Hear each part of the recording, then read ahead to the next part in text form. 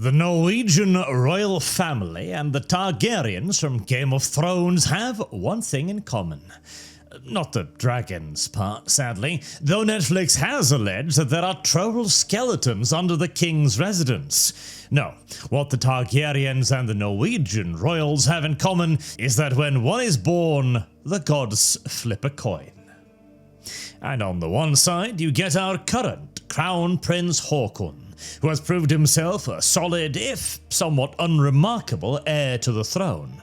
Or you get Princess Martha Louise, who's alleged to have fucked every stable boy in a 5-mile radius of her domicile when she was young, then married a gay author whose primary claim to fame, besides boinking the Princess of Norway, that is, was a collection of poems collectively titled, "I'm So Fucking Sad."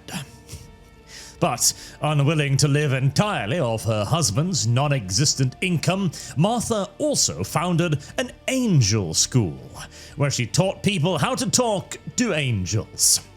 Proving yet again that a fool and his money are indeed easily parted, as she closed the school soon after and walked away with a tidy profit. And that is nowhere near the end of the story. Oh no, the now ex-princess, as she was quite simply getting too crazy for the royals to publicly handle, declared herself to be a psychic. And eventually, after her husband, the author of "I'm So Fucking Sad," committed suicide, if only there had been some sort of sign, Martha remarried just recently with a shaman from California. And no, I'm not making that up, nor am I claiming him to be a shaman for some gag. He himself declares himself to be a shaman. Meanwhile, others have chosen less endearing terms, such as fraudster or conman. So yeah, one good normal child and one nuttier than a year's supply of trail mix. And in more recent history, the normal ones, chosen bride, a single mother with a colourful past of drugs, sex, and occasionally hanging out with convicted felons, a woman whom her own sister said the following of, "I hope to die before the day I see Mette Marit become queen," end quote. Well, this less than ideal choice of spousal partner has further reaffirmed what many Norwegians once thought about her by recently being named in the Epstein files. Uh-oh. Apparently, she was quite friendly with the at-the-time convicted child molester. Oh boy. Well, I'm on the bright side, it can't possibly get any worse, right? Ha! Of course it can. What are you, born yesterday or something? Her son, from a previous boyfriend, so not the Crown Prince's son, is currently in court being accused of no less than 4 sexual assaults. And as a bonus, this already impressive tally, he stands accused of a grand total of 32 assorted crimes. So, with all of this in mind, you might wonder why the Norwegian Parliament recently decided to uphold the monarchy yet again. Now, this vote isn't as big a piece of news as it sounds. Every now and then, someone will introduce the motion that Norway become a parliamentary democracy instead of a constitutional monarchy, and it always gets voted down as a matter of routine. Simply because, despite the laundry list of nonsense I just mentioned, the monarchy in Norway is still very popular. And the reason for that has to do with the royalty of old. So, as a Norwegian, let me explain to you why Norway, in the year of our Lord 2026, still desires to be ruled, in theory at least, by a king. Settle in for a history lessons, lads, as it all hails back to our first king in modern history, Haakon VII. Now, at this point, the royal Norwegian house that once was had fallen on pretty harsh times, as Norway had been a union with first Denmark and then Sweden for a long time. And our new king, Håkon VII, well, he was actually Danish, as Norway had again only recently separated itself from our union with Sweden. And back then it was simply considered common sense that any self-respecting nation would have a royal family. A king that could represent to the nation its prestige, nature and gravitas on the world stage. And Håkon VII took to that with gusto. Despite, for example, being given significant executive power, he chose not to exercise those powers, understanding that the populace, long used to dual rule from Denmark and Sweden, wanted a real opportunity to govern themselves. And whilst Håkon never quite managed to lose the heavy accent to his Norwegian, he made sure that all of his children learned Norwegian first and foremost, and integrated both himself and them closely into Norwegian culture, insisting, for example, that they all learn to ski. He genuinely tried his very best to become our king, and succeeded in becoming a king of the people. This status was set in stone during the Second World War, where he personally refused to surrender to the German invader and vigorously opposed the appointment of the Nazi collaborator Vidkun Quisling to the office of Prime Minister. But even in this case, where his personal opposition was made very clear, he still ceded ultimate decision-making authority to the government, stating that if the government chose to accept Germany's demands and appoint Quisling, then the king would choose to abdicate, for he could not approve of or appoint a man that he believed the Norwegian people did not want, nor would he stand in the way of the government of the people if they chose differently. This was all made clear in an inspirational speech that rallied the wavering government cabinet, and saw them choose to flee with the king to England, where he continued to encourage and organize the resistance efforts at home, where the king's insignia, an H with the number 7 inside, became a symbol of the resistance.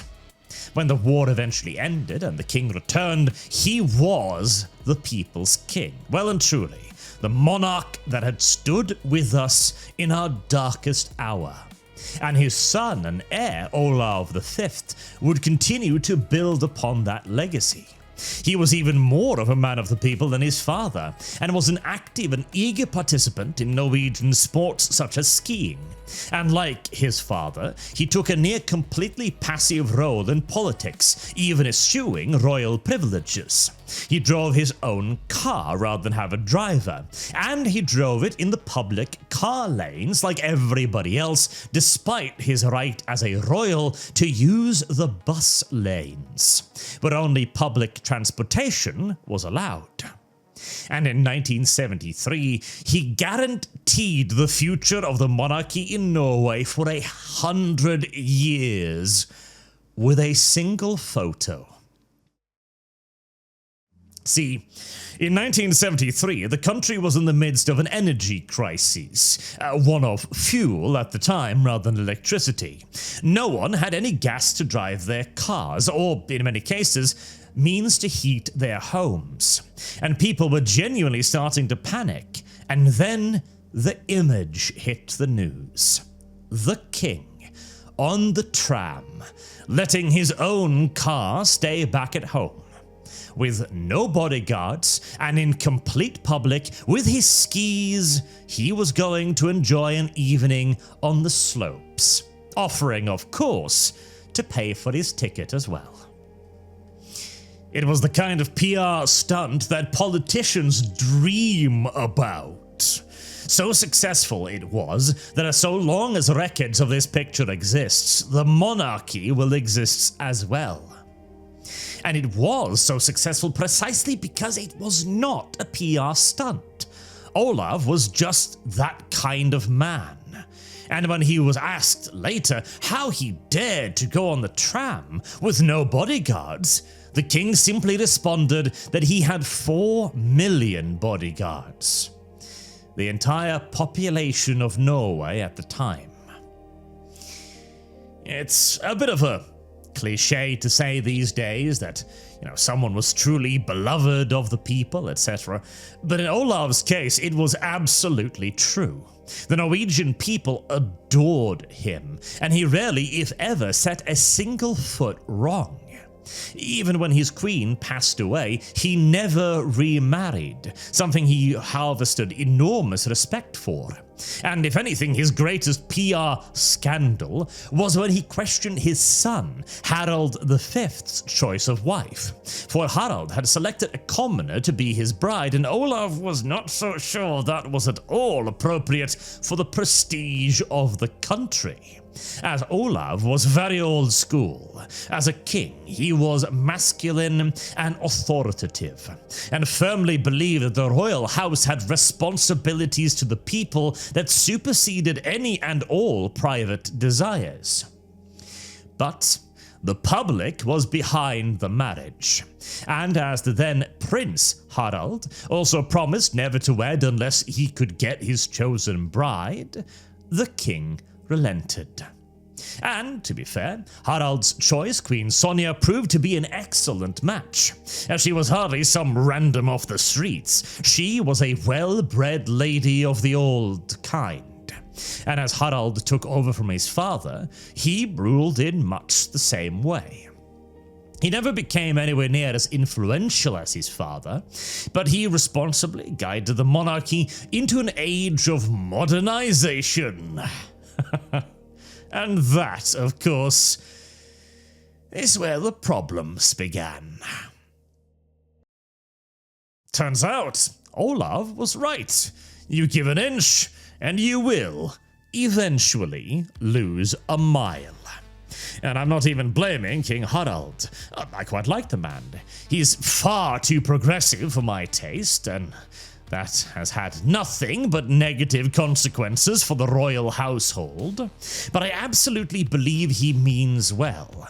He's just not the man that his father was. And so his daughter, the psychic one that married the shaman, ran wild and did irreparable damage to the family's reputation until she eventually lost her royal title. And the son, well, he's at least smart enough to keep his mouth shut and just act like the symbol he is. But his common-born wife has been a non-stop PR disaster. And even so, Norway still nevertheless wants a monarchy, because the average Norwegian still remembers the good kings we have had. And a good monarch is able to inspire a special sense of belonging, to instill within the people a kind of direct connection to the nation, to its history, that you just don't get with politics. And we have had our good kings, Håkon and Olav, the builders, the ones who in essence created our current monarchy and the public's perception of it, the ones who valued and respected their people and position, placing it above all other concerns. And we have had our younger guard in Harald, attempting to uphold what came before, whilst falling prey to the siren song of seductive modernization. And perhaps we have now also begun to see the beginning of the end in Håkon the Younger, or more correctly, his wife's nuclear shadow covering all that came before in deepest darkness. So, whilst we still want it and desire the splendor of a kingdom, all the glory in the world might not survive another round of modernization.